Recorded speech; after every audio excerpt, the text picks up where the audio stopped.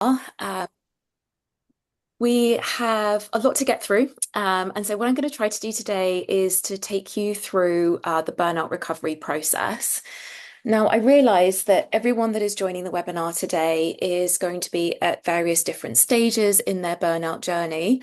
It might be that some of you recognize that you are very, very stressed right now, but you're not actually burnt out. It might be that you have realized that you are burnt out and you're currently working through it and you're still at work. For some of you, it might be that you're on sick leave presently and you're thinking about the changes that you need to make to the way that you manage your stress and your work factors that caused your burnout. But for some of you, it might be that you've already been through that process and you're kind of out the other side, but not quite fully recovered yet. So I'm very much aware that everyone that is joining this webinar today is going to be at different places in terms of their recovery. And so what I'm going to do today is I'm going to try to make this as inclusive for everyone that is here today. The first webinar that I did was about identifying the stages of burnout and getting you guys to think about where you might sit in terms of the stages.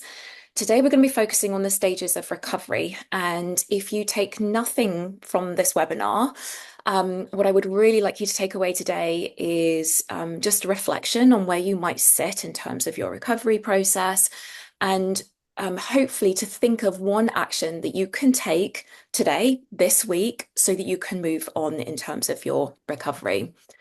Um, now, just a couple of things before we move on with that. My book, The Burnout Doctor, has just won an award. It has won a Health and Wellbeing Award, which is just amazing. I'm so incredibly excited and grateful. So obviously you guys have 6 months access to the course that I've created with Doctors in Distress, but the book itself in some ways is a little bit more detailed. It's got some more exercises in it. And so when the access to the course comes to an end, or if you don't feel like the course is, accessing a video course is the right thing for you, then you can always go and buy the book. You can buy it from all good bookstores and Amazon as well. If everyone could just make sure they're muted, please, that would be fantastic. Okay. So let's talk a little bit then about the burnout recovery process. And there are 6 common stages that everyone, pretty much everyone that experiences burnout goes through when it comes to recovery. And I just want to talk to begin about some of the myths that kind of are perpetuated around burnout, and especially amongst medics as well, because whilst we're having a lot more conversations about burnout and what burnout is and what it isn't, we know it's a very big problem right now, particularly for medics in the UK. I think there's still a lack of understanding and knowledge about what the recovery process involves, and a lot of myths as well. So, the first three myths that I've put on this screen, just make sure that you're muted if you're not already, are that the top three here are the most common myths that I hear, and you will see that they are kind of paradoxical. They coexist at the same time, but they mean different things. So the most common recovery myths are that you can recover from burnout with a couple of weeks off sick, that you must take sick leave in order to recover, and you must leave your job in order to recover. And none of these are true, unfortunately. So the idea around, just being able to take a couple of weeks of sick leave, I think probably comes from, particularly in medicine, around some of the working culture that we have and some of the expectations around doctors that take sick leave. And there is definitely both external and internalized pressure, I believe, to not go off sick. And so I think when you end up burnt out, it is it's difficult to give yourself permission to take sick leave because that's what you really need ideally to kickstart your recovery process. And that's partly because you don't want to let down your patients. It's partly because you don't want to let down your colleagues because you know if you go off sick that your colleague's going to have to pick up the slack and they're already struggling. And it's really difficult to do that. And so I think sometimes you rationalize it by going, okay, well, maybe if I just take a couple of weeks, that will be sufficient. And unfortunately, it's not. We know from the evidence that it takes most people that take sick leave take on average 3.5 months. Some people it's less than that. Some people it might be up to 9 months, maybe even a year off work sick. And all of these, that whole range is completely normal. Very much depends on you and your circumstances Ready? See the next one. and how Thank you. yeah, Bye. please make sure that you're on mute if you have just joined us. Um, Yeah, so it very much depends on you and your circumstances and how whether or not you've got any other concurrent mental health problems like anxiety, depression, for instance, alongside your burnout. The next myth is that you must take sick leave to recover. Now, whilst sick leave is certainly the ideal thing to take, if you don't, it's not a problem because actually the scientific evidence around burnout recovery tells us that the majority of people continue to work during their burnout and they still recover. And the things that are the differentiators there in terms of whether your recovery is a success, if you want to call it that or not, um, there are three specific things that you need to concentrate on, and I will tell you those in a sec. And if you've already accessed the course, you will know because I labor this point a lot. And the other myth, which again kind of is a paradox to this idea that you could get better from burnout with a couple of weeks of sick leave, is that you must make drastic changes and you must leave your job in order to recover. Now, for some people, this is true. I know of one GP partner that left their job and ended up going and working for 6 months in like a nature reserve. They became a ranger or something like that. And that's what they needed to do in order to recover. But you don't have to do that. And again, we'll come on to the three things that really make a difference. There is no one single action that you can take in order to ensure that you recover well from burnout. And that sometimes is difficult to come to terms with when you're in the thick of it, because that feels really overwhelming. And recovery is certainly not easy or straightforward, but I'm going to tell you exactly what to expect and the things that do make a difference. And that leads quite nicely onto the next myth, which is that it is relatively easy and straightforward to recover from burnout. And unfortunately, it isn't. And if you've done the course, then you will know that burnout causes substantial changes to your stress hormones. It carries a lot of health risks. And for instance, if you're burnt out, then you're more likely to have a diagnosis of type 2 diabetes. You're more likely to have a heart attack. You're more likely, and I'm sorry to say this, and I hope it's not intimidating, all of these things can be reversed, by the way. If you're under the age of 45, you're more likely to die from any cause. And so burnout isn't just about feeling stressed. You can see and you can understand as medics that burnout actually is a really serious problem and it is very different to regular stress. And so it's not like regular stress. You can't treat it in the same way. You can't go and have a nice weekend away. You can't take a couple of weeks off work and expect to get better. And the brain changes are also significant. So it changes your brain structure and function. Do go into this in a lot more detail in the course if you're interested to know. All of these changes are reversible. The changes actually are very similar to what you see in chronic fatigue syndrome and in PTSD. And so if you're experiencing burnout and the symptoms that go alongside it, then you can understand how and why with the brain changes you might get the symptoms that you have. Can I also please ask again that you make sure that you're all muted? Because I've got a lot of background noise. Thank you. Um, the next myth is that if you don't recover, it's because there's something wrong with you. And I kind of feel, especially in medical working culture, that this is a myth that gets perpetuated a lot. I find it the ultimate irony that we are a caring profession. We're there to help people through, times of physical and mental health difficulties. And yet we can't give ourselves or our colleagues the same compassion that we give to our patients. If you're struggling to recover, it's not because there's something wrong with you. It is because of what your work stress has done to you, and it is not within your control. All right, those brain changes, those stress hormone changes, they are your body's physiological response to the stress that you've been under. And it does take a long time to recover, and it is hard work, and it's not easy, certainly, but you can do it, and it is possible. I put that myth in there because I feel like there's a lot of guilt around burnout. We feel guilty for burning out. We feel guilty that we're taking too long to recover. But this is all part of the normal spectrum of burnout recovery, and it does take time. And leading on from that, there is, I think, this expectation that recovery should be linear and straightforward. And I think certainly as medics, we have this idea that, because it's built into us with our training, right? Like if you have a problem, you don't know something about if you have what's it called, like a pun or a den, a doctor's educational need or a patient unmet need, you just go and research it. You talk to your peers, you look it up, or you read some papers and you study, and that's how you troubleshoot and that's how you overcome things. And I think sometimes we expect to apply that same logic to burnout recovery, and that's not how it works, unfortunately. And quite often, especially in the early days, it does feel like it is one step forward and two step backs. It's completely normal to go up and down in terms of your recovery or to feel like you're making progress and then to go back. It is possible to kind of regress a little bit. But you that's completely normal. You can and you will get to feeling better. And I know this because I've supported a lot of people through burnout, and also I've been through it myself. And I'm now out the other side, and I can safely say that I am back to my pre-burnout function now, and it will also happen to you. The next myth is that self-care will help in recovery. So what I mean by this is I think there are a lot of expectations around, well, if you take all the usual lifestyle advice that we might give patients, for instance, that are struggling with their mood, make sure that you get out and get some sunshine, make sure that you're doing some yoga, do some mindfulness, do some journaling, eat nutritiously. All of these things are great. But when it comes to burnout, you really have to tackle the root cause, which is your work stress. And that is very difficult in the NHS because a lot of the big pressures that cause burnout are not things that we can directly control ourselves. But there are small things that we can control, and those things make a real difference. And I think also there is just a lack of knowledge around the recovery process. And you can absolutely, as I've said before, there are 6 stages to recovery. I'm going to talk you through them now.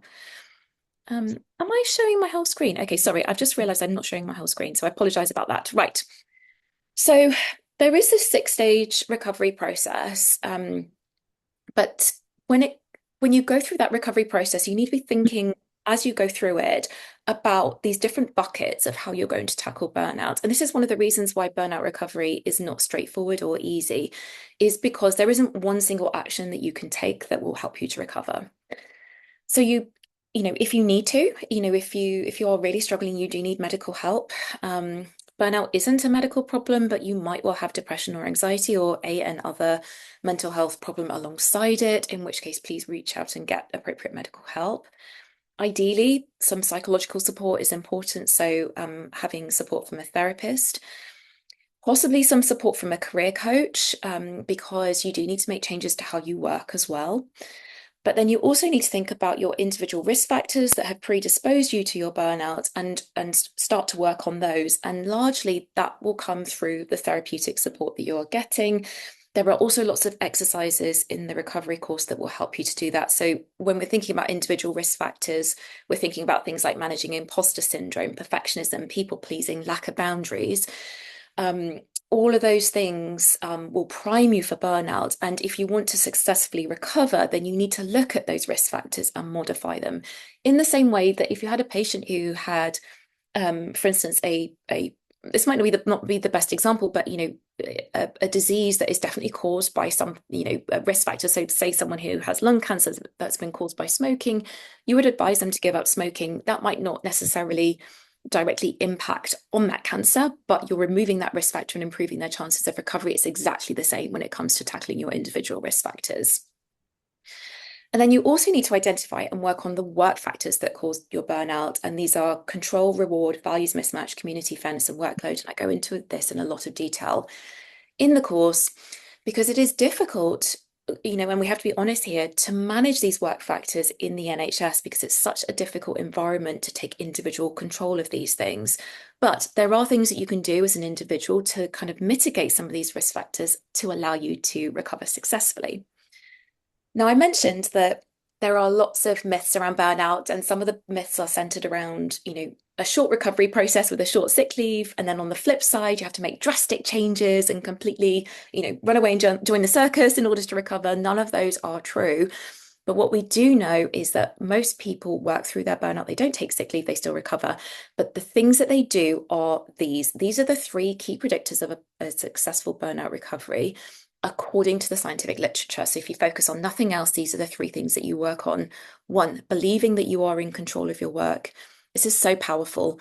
And actually, if you think back to, actually, I can't remember if I did this in the first webinar, but certainly in the course, I talk about the risk factor, the work factors that cause burnout, and control and autonomy is a really powerful factor that if you don't feel like you have control over your workload, then you run the risk of burnout. So this is really important both in prevention and recovery.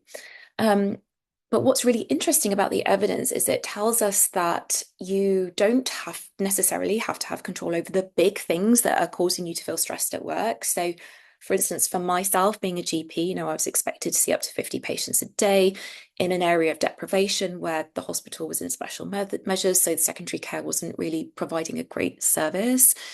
And there was a lot of pathology, lots of social problems, and it was just the perfect storm of really high patient need, both psychologically and medically, and social need as well.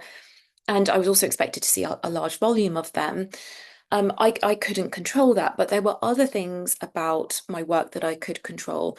And you might say, okay, you know, what how does believing that you have control over your workload make a difference? And I think that's a very fair thing to say. But what we know is that people that believe that they have control over small elements of their work, they then go on to behave in ways that protect them from burnout and help with recovery. So it's an indirect means by which you get the benefit. And so, in the book and in the course, there is the circle of control exercise. If you haven't done it already, please go and look at that because that will help you to identify the things that you can realistically control. But I admit that this is difficult, but that mindset shift is really powerful when it comes to your own recovery. The next thing is supportive relationships. So, whether you get that from your friends, your family, your peers, having a safe space to go and share your thoughts, your feelings, and to get that unconditional support is really, really important. And is one of the key things that enables you to recover well. And then finally, this is very similar to the first one, actually, believing that you're in control of your own well-being. Having that self-efficacy is really, really important. And I think, doing the exercises to gain a bit of control or autonomy at work will help you to believe that you're in control of your own well-being. But largely, I think that comes from coaching and therapeutic type exercises. So if you're seeing a therapist, great, they will help you to achieve this. We know in burnout that cognitive behavioral therapy and acceptance and commitment therapy are both evidence-based. And so those will be the types of therapy that I suggest for you. Alternatively, the book has a lot of coaching exercises in there that will help you to achieve this. Okay, so I'm going to talk now just very broadly about the different phases of burnout recovery. So what I would like you to just do as I'm going through this is to think about where you might sit presently and the things that you might need to do in order to move you on to the next stage. I'm hoping that no one here is in the crisis stage. But if you are, then what you need to do is you need to reach out urgently to your GP, to practitioner health, to your professional support unit, and get that, medical and psychological support. And I think particularly, sorry, if you are experiencing incredibly distressing symptoms, if you feel like you're out of control, if you're very low, if you're self-neglecting, any suicidal thoughts, any thoughts of self-harm, you must take urgent action and get that support that you need. So that's the first stage, which is kind of recognizing that there is a problem and seeking that urgent expert help. This The second part of the first phase of burnout recovery is distancing from work, and this can be done both metaphorically and physically. So ideally, you will take a period of sick leave, and ideally longer than 2 weeks. But this isn't always accessible to people. It might not be accessible because depending on where you're at, and for instance, maybe you're a locum, you might not have sick leave available to you. You might not be able to afford to take the time off, because that will affect your income. But also, you might not be able to give yourself permission to go off work. And this very much happened to me when I first burnt out. I felt so guilty about what was happening. I couldn't go off sick. I just couldn't bring myself to do it. And so I worked through my initial burnout, and this is one of my regrets about that first time, was that I didn't take that time off. And so if it is an option available to you and the only thing that is stopping you from taking that time off is giving yourself permission, then please consider this your permission to take that time off, because it will really help. But if you're not able to take sick leave, or you haven't for whatever reason and you've worked through it, then really that phase, that distancing from work, is about trying to distance yourself from the root causes of your burnout. So the things that are really stressing you out at work, are there ways that you can reduce your exposure to them? So for me, what happened in my initial burnout was I went to my work and I said, I'm really struggling. And so they halved my workload to 25 patients a day, which, by the way, is what the BMA recommends for safe working practices for GPs. So whilst I'm very grateful that they did it, I just had what should be happening anyway, according to the BMA. But it did help, without a shadow of a doubt. It really did help me, and it did allow me to stay working. And it just took some of that pressure off and gave me space to breathe during my working day. And it also gave me time to actually take a lunch break, for instance. I had been working 12-hour days, for instance, without taking proper breaks and all of that. It did allow me to start to look after myself a little bit better at work. For you, it might be worthwhile talking to occupational health, if you're able to access that, if you are working through this, about any adjustments that can be made to allow you to continue to work, whether it's reduced responsibilities, reduced hours, whatever. There are lots of options available to you. Um, Apologies, there is a typo here. So my inner perfectionist is just dying right now. That should say restoration of health. So the third stage of burnout recovery is restoring your health. And oh, sorry, I think we've already covered this, haven't we? Yeah. And what's really important in restoration of health is making sure that you're actually resting. And this is very difficult for medics to do because we are so used to being productive, to working at a pace, and to flogging ourselves, basically. And the thing about burnout is, I mean, personally, I think it's a really humbling experience because you get such overwhelming symptoms and massive fatigue, that it forces you to stop and to rest and to take that time. And it is difficult to come to terms with this. It's difficult to stop. It's difficult to physically rest and not do anything because I feel like we're always on the go, and we have this expectation that even if we're out of work, that we should be doing something. We should be doing something productive. And actually, that's not what you need to do in this stage of burnout recovery at all. And so in this stage, because you'll have a huge fatigue deficit, and fatigue will be a massive symptom at this particular stage of recovery, you should be ensuring that you are physically and mentally resting. What does this mean? It means that any activity that you are doing is not outcome driven. So by that I mean, you're not working towards a goal. So I'm just trying to think about what that might look like. For instance, you've decided to your rest activity might be to read a book. Um, if you are reading a book, it should be about enjoying that book and not having expectation of going, I'm going to finish it within X amount of time, or I'm going to read X amount of chapters today. Actually, reading during burnout is really difficult because you'll struggle with your focus and concentration anyway. But yeah, you shouldn't have a goal associated with it, essentially.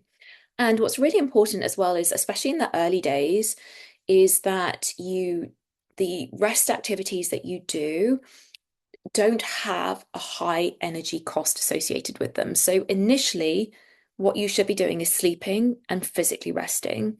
So, being in bed, napping, watching TV, watching an old, Friends or whatever it is, like whatever your comfort TV is, you should be watching that. Or you should be playing a game on your phone, perhaps, one where, again, it's not outcome driven, where you're not working towards a goal or anything like that. And then once you have done this for a little while and you start to feel like you're getting a little bit more energy and you're less tired, then you can start to think about doing activities where you're expending a little bit more energy, and potentially adding in activities where perhaps there is an outcome that you're working towards, but you must not rush this. It's very tempting to rush through this particular stage of burnout recovery, but it takes as long as it takes. You might be in this stage for several weeks, if not months, if I'm being completely honest. And actually, that is something that I haven't said yet is, let go of any expectations as to how long these phases might take and these particular stages, because they can take much longer than you might hope or expect. So, as you're starting to get a bit more energy, you might start thinking then about doing some gentle movement or exercise. You might start to think about, going out and seeing your friends again. Interestingly, the evidence for this particular stage of burnout recovery suggests that socializing has the biggest impact on your recovery. Now, this might feel a little bit scary because I certainly know when I was really burnt out, the last thing I wanted to do was to go out and socialize. I'm also massively introverted, so socializing for me can be quite draining. I know that a lot of medics are introverted. By the way, that is also a risk factor for burnout because we work a very extroverted job, and if you don't get adequate rest, ironically, that's what we're talking about here, and opportunities to recharge your social batteries, then you run the risk of jeopardizing your recovery or burning out in the first place. That's also something that you need to tackle. But the socializing you can do, I would take a graded approach. So, just being very mindful about who you're socializing with, how long you're going to do it for, what activity you're going to do, and having an out if you start to feel really tired, or and then having a way that you can leave that social activity. Um, and actually, if you're doing a sporting activity or something that involves a gentle movement as well, then great. So it might be that you start with just going for a walk with a friend, or going to a coffee shop and chatting with your friends, or going on a run eventually with your friend. You can build up to it, but it's all about having that graded approach and not doing too much too soon, because you will really feel that. And I definitely noticed this in my recovery. If I did something that expended too much energy, literally the day after, I'd be on the sofa, completely unable to move. And it was such a humbling experience to learn to listen to my body and to not rush this particular stage. So that's the first stage of burnout recovery. Sorry, the first phase, and it has those three stages of recognizing there's a crisis, getting the help that you need, distancing from work or reducing your exposure to your work stresses, and then starting to restore your health. And I think it's pretty obvious with the first two parts of that, the recognizing there's a crisis and distancing from work, they often happen simultaneously or in, back to back in a short space of time.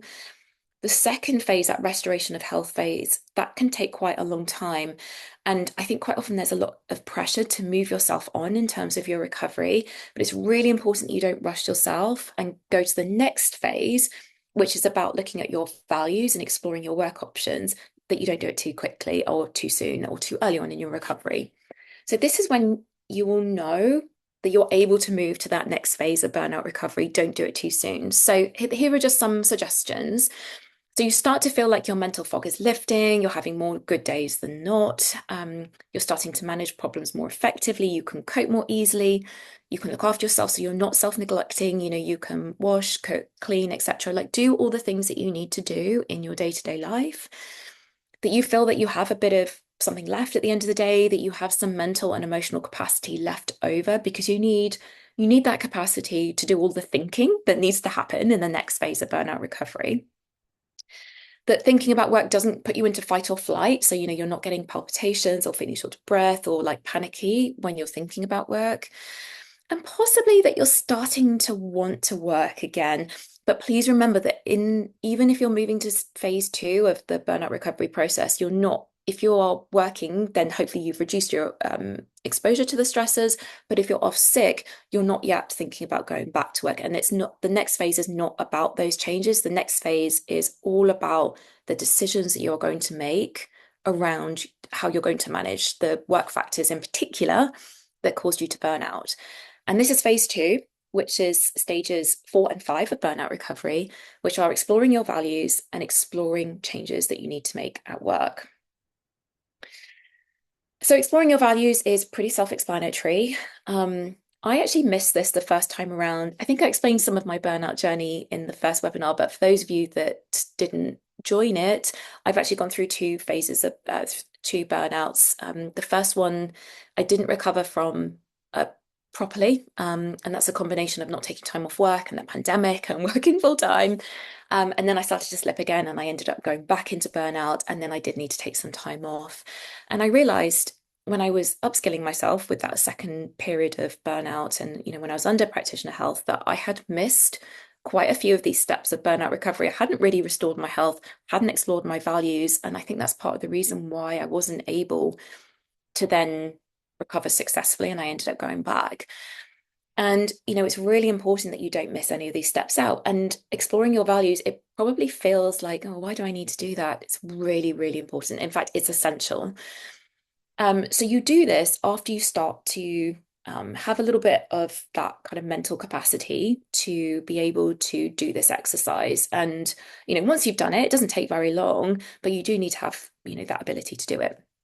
So burnout, like any major life event, change, like getting married, having children, having a bereavement, going through a divorce, having an illness, whatever, it changes your priorities. It changes what's important to you. And it's really important that you work out how it's changed you, how it's affected you, because every single decision you make about your career, your work thereafter must respect these new values. Because if you don't, then you'll run the risk of jeopardizing your recovery and ending up in burnout again. So you really, really do need to do the work. And I would encourage you, this is a module in the course. I take you through how you do this.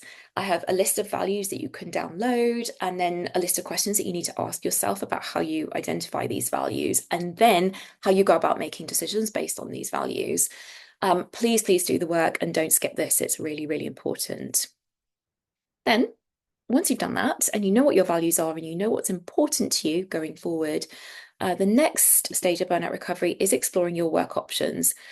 And remember, at this particular stage, you're just thinking about changes, you're not actually doing it yet. And so this is basically window shopping for your future work, for your future career, with zero pressure to commit. It's a bit like, I don't know, being on Tinder and like scrolling through all of the people that you might be able to date. You don't have to commit, you don't necessarily have to have a conversation with them, but you can look and you can think, oh, okay, maybe I want to date them. It's a bit like that, basically. If you are able to see a career coach, I would highly recommend that you do it in this particular phase of your burnout recovery. And I know that some areas, for instance, GPs can access career coaching. I know that some trainees can access it. If it's available to you, please do it, because the career coach will be able to help you work this out. And there are loads of options available to people in this particular phase of burnout recovery. And I'm going to talk about them. But before I do that, I just want to talk on a couple of thing myths around work and continuing to work as a medic after burnout. The first one is this idea that if you love your job, you won't burn out in the first place, or that that love is sufficient to help you to continue on in that job after you have burnt out. And that is not the case. So there's been a lot of work done on this. And there's this theory called the motivation hygiene theory, which is very unsexy. And you might have heard of it, you might not have. But basically, this is some work that was done by some psychologists. And basically, what they found out is that you can love your job and it can bring you a lot of personal meaning, a lot of personal value, but you can still burn out. And again, in recovery, it's not sufficient to love your job. You have to do a lot of deep work. And that is because the things that we love about our work, so for instance, seeing our patients and building those therapeutic relationships, or, there might be other things that you enjoy, like teaching, for instance, those things that motivate us, that give us value at work and personal meaning, exist completely independently of the things that stress us out. They don't exist on a continuous spectrum. They are completely separate. And so basically, the things that motivate you and bring value, things like the work itself, opportunities for professional development, recognition, performance, achievement, responsibility, all of those sorts of things, they you they don't stop you from feeling stressed or burnt out because of the other stuff. And the other stuff that can stress you out are things like, your salary, your working conditions. This is a big one in the NHS, right? The physical workspace, your relationships with your colleagues and your seniors, policies and rules. I hear things about, people not, doctors not even being able to sit down at work or have, a bottle of water, and be able to drink whilst they're on the job. Those are the things that really stress people out. And those are the things that cause people to feel stressed and burnt out at work.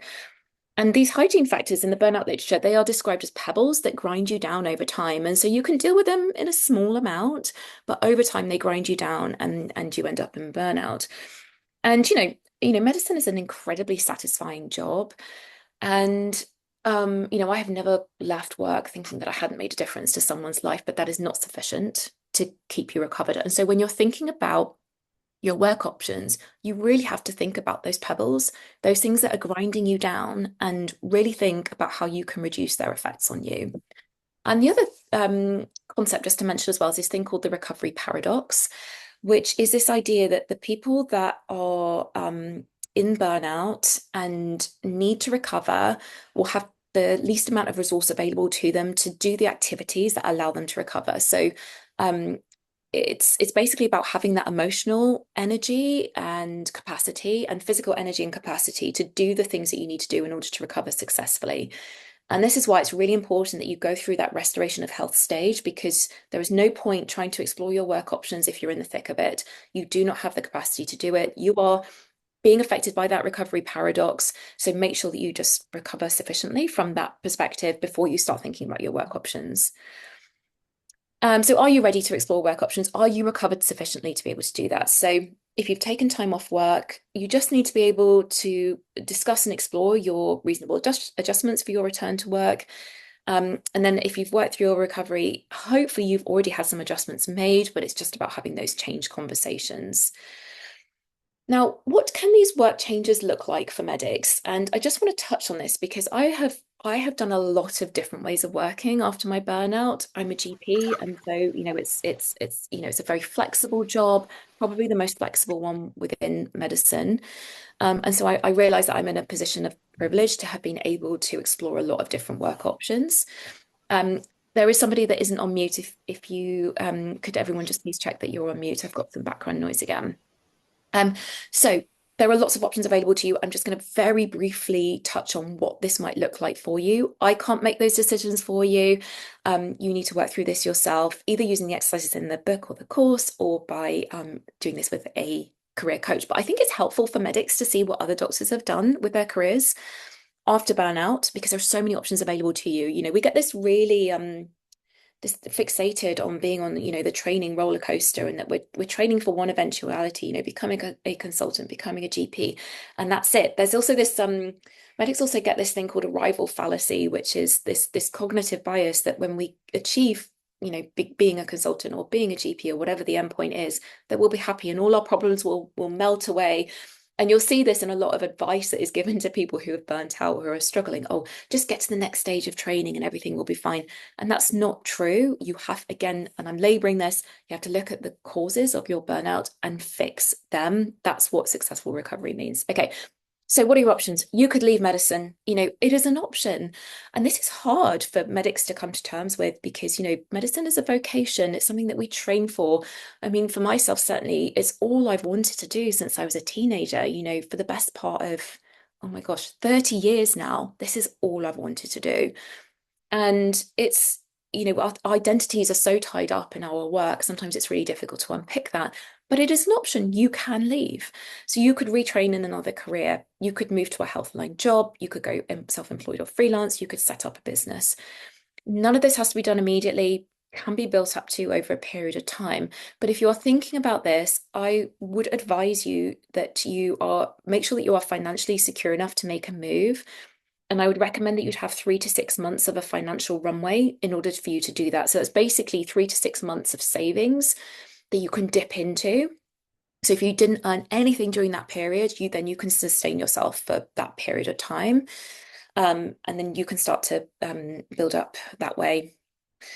Um, a lot of people think that going self-employed or setting up a business is a great way of managing burnout, and it is because it gives you that control and autonomy that you are missing from your day-to-day work. And so one of the things that I did when I was really burnt out was I started doing medical aesthetics. I was doing Botox, fillers, skin treatment, all of that sort of stuff. And I loved it because I got to decide how much time I spent with my patients. I got to build relationships with them, and I really enjoyed it. And it gave me that satisfaction of building those therapeutic relationships that I wasn't getting in the day job because I just didn't have enough time, right? But if you are self-employed or setting up a business, the pressure will be on for you to be continuously working. It's difficult to be boundaried and to take time off. So you must make sure that you're not taking on too much if you're doing that. Again, make decisions and act in line with your values. Don't take on too much too soon. The other option that you have is to stay in medicine and make it work. And actually, I think the majority of medics, this is what they do. There are lots of ways that you can make this work. You can stay in the same role or specialty with changes. You can have some reasonable adjustments. You could move jobs. You could move to another hospital. You could change surgeries. Sometimes, your burnout is a response to your working environment. Sometimes it's not the job per se. Sometimes it is where you're working, and so sometimes leaving, that physical environment is enough. You could move to a different role, a different specialty, again with changes, looking at the root cause of your burnout. You can go less than full time. That reduces your exposure to your stressors, and that is definitely a legitimate way of managing burnout. You could think about portfolio career working. I've done a lot of this. I've written a book. I have taught medical students. I was a health inequalities fellow. I've done a postgraduate certificate in health inequalities. I've done a lot of this, and it's a great way of managing your stress because from one day to the next you're doing something slightly different. So if one day at work you're really stressed, the next day that you're not going to be, or you're doing something really fun. And I did put emigration. I know this is not an option for everyone, but there was a big study done in medics in the UK. It was called Brexit, if you want to Google it. And basically, what they found was that doctors that were UK-based doctors that were burnt out when they emigrated to places like Australia, New Zealand, Canada, their burnout was cured, even if they were doing the same job. And again, that's because burnout is an environmental situational issue. And so it's all about looking at the environment that you're in and making those changes. And one way of changing your environment is to go abroad. I realize this is more competitive now, not an option to everyone, but it might be an option for you. And again, just bearing in mind, regardless of what you decide to do, you still have to think about those kits, make changes to how you manage your stress, make changes to how you behave at work, make decisions and act in alignment with your values, and tackle those workplace factors. And this is hard, but there are loads of options available to you. You can recover, you will make it work. Now, I've already talked about some of the common mistakes that are made in this particular stage. I mentioned arrival fallacy. So thinking that achieving a certain job role or status will fix things, it won't. It's about those workplace and environmental factors. So please discard any advice that you're given by your seniors or by your colleagues about getting to the next stage of training, or taking or doing an audit or whatever it is that you get told to do. It's rubbish, right? Um, by the way, I've made all of these mistakes myself, so there's no judgment with this. Repeatedly Googling alternative careers for medicine. I mean, my internet history, yeah, so many different variations on this. I'm sure a lot of you identify with this. But the reason why this isn't helpful is because it's a really scattergun approach to career decision making. If you think about, when you were making your decision about becoming a doctor, you didn't sit down at Google and go, what should I do? You thought, okay, I love people, I love biology, I'm very scientific, I want to help people. All of those reasons came together to help you to figure out that medicine was the right career for you. And you need to take the same approach with any career changes that you make. It's about thinking about your strengths, what you love. There's this thing called Ikigai, which is about finding that sweet spot of what the world needs and what you can get paid for and the things that you love. That's the approach that you should take. And again, in the course, I take you through a career development exercise that will help you to do this. Asking the wrong people for advice.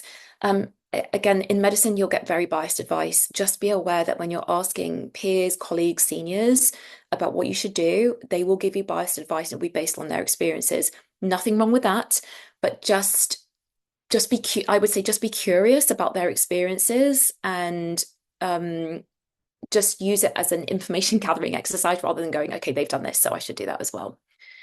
The next thing is thinking that anything is better than what you currently have. I saw this in action when I was a health inequalities fellow. One of my colleagues was interviewing for a frailty fellowship, and it was a GP post. And she legitimately had people in the interview when she asked the question, "Why do you want to do this?" They basically said, "I hate being a GP." And I just have to get out and do something else. Like people legitimately sat in an interview and said that. And I feel desperately sorry for them actually, to be in that position, but that's not the right way of trying to get a job. And you certainly shouldn't say that in a job interview situation anyway. And actually, those roles were not fulfilled because they couldn't find enough suitable candidates, which is very interesting. But again, it's playing into that fallacy of thinking, okay, the grass is always greener. It's not necessarily the case. Again, it's about thinking about, the things that you love and, your work, the things that caused your burnout, and then how you can actually change them. Um, and also not having realistic expectations about your capacity for work after burnout. So remember, burnout takes on average 1 to 3 years to get better. When you are making changes at work, regardless of whether you've taken sick leave or whether you have worked through it, these changes that you're making, you're not fully recovered yet, and it will take, a long time for some of the kind of smaller things to come back. So things like snappy decision making, your focus, concentration, um, you know, managing your emotional dysregulation, sometimes those things take much longer to come back. So you can go back to work and you can manage it, but you will still be having difficulties for a while, and that is completely normal. And so you can't go making changes thinking that you're the same person before you burnt out. You will get there, but it's going to take time, and you must respect that. And I definitely have not done this, but you will get there. I have to say, I certainly felt with my burnout that I would never be able to work full time again. I can and I do. And that's really nice to have got to that point. But I'd say it took me about, being totally honest, probably about 4 years to get there. So I realize that might feel a little bit overwhelming if you're in the thick of it, but it's just about having those realistic expectations and being empowered to be compassionate to yourself. If it's taking time, there's nothing wrong with you. This is normal burnout recovery if you're in that place. And then finally, phase three is about making those changes and then carrying them through and taking time regularly to appraise those changes and to make sure that you're staying well. And this is so hard to do because, like I said, you're not going to be fully recovered yet, and it's going to take time. And you're in a very vulnerable position when you're making these changes. You don't have the capacity that you used to. You're not going to be able to work in the way that you used to. Um, and it is a very dangerous time actually for your burnout recovery when you're making these changes. And so it's really important that the changes that you make are sustainable, that you are well supported to keep those changes, whatever they are, and that they're realistic as well. And as I said, yeah, it's very hard to do, and especially in the NHS, and particularly around maintaining those changes, implementing your professional boundaries, advocating for yourself. This is really difficult, but it can be done. Um, when you are making these changes, remember the three predictors of a successful recovery. So if you're finding it really hard, just go back to those things, control over your work, control over your well-being, and supportive relationships. Those are the three things that you really need to have in place in order to stay well. And the 20% rule, you might have forgotten this, which is that spending 20% of your time at work doing stuff that is personally meaningful to you, whatever that is, will reduce your burnout risk by half. And so when you're thinking about the changes that you want to make, if 80% of the time you're a little bit stressed and it's not ideal, that's okay. As long as you're getting that 20% of time that you are really loving and really enjoying and taking personal meaning from, hopefully that should be sufficient. That's the sweet spot to aim for. And I think for the majority of people, that is achievable. You also need to make changes to how you look after yourself. And I just want to touch on the things that really help in this particular stage of burnout recovery. So making sure that you are resting properly and making sure that you are, not checking your emails outside of work time. I know the temptation is there. Don't do it. Muting your WhatsApp group so you're not looking at, questions about patients or CPD or whatever it is. Like protect your down, like be absolutely ruthless about protecting your downtime. You do not want to be thinking about work when you're outside of it, right? Unless there is time, like, if you're doing your SPA work at home, fine. But that's your time. And outside of that, you're not thinking about it. You're not doing anything to do with work. Mastery is about learning something, learning a new skill. If you're in this stage of burnout recovery, it's really helpful to do that. But, and this is the biggest caveat, it cannot be related to work. So do not go and do a course. That is a temptation as a medic to do that. Don't go and do some CPD. Go and learn something else. Learn an instrument. Learn to knit. Learn another language. Only in this stage, though, when you've got the capacity to be able to do it, because that will really help your burnout recovery and help you at work. And if it's creative, even better, because anything that gets you into flow state will help you to recover better. I know that surgeons, for instance, quite often get into flow state, when they're operating, that when time flies by, because you're so engrossed in something, if you can achieve that outside of work, doing a hobby, for instance, and if you're also coupling that with learning a new skill, that will also help your burnout recovery. Therapeutic techniques, really important, but also having an awareness of how stressed you are and monitoring yourself and your stress levels is really important. so that you can identify if you're starting to slide again. So how you do this, whether you talk to people, whether you journal, whether you use an app, for instance, where you monitor, you kind of tick box things, or there are various apps that will measure your heart rate variability, tell you how stressed you are. However it is that you monitor your stress, it's really important that you do that so that when you start to feel, if you were, bad days are normal. Let's not pathologize that. But if you were consistently having more bad days than good, then that's the point at which you need to say, okay, maybe these changes are not working. I need to go back. What have I missed? What needs to change now? Okay, so we have now come to the end of this presentation. Thank you so much for listening. Um, just a quick reminder, Fatu has shared a link in the chat for feedback for the course, for the webinar. Please fill it in. It's really important that we get your feedback for a couple of reasons. First of all, so that I can make changes to the webinars, changes to the course, if you feel like that is appropriate, and just make this course better and better for future cohorts. And the second thing is for funding. So in order for these webinars to be provided, for the course to be provided, we need funding and to create business cases for it. And so it's really important that you guys fill in your feedback, because that forms part of the ability for this to continue to be funded.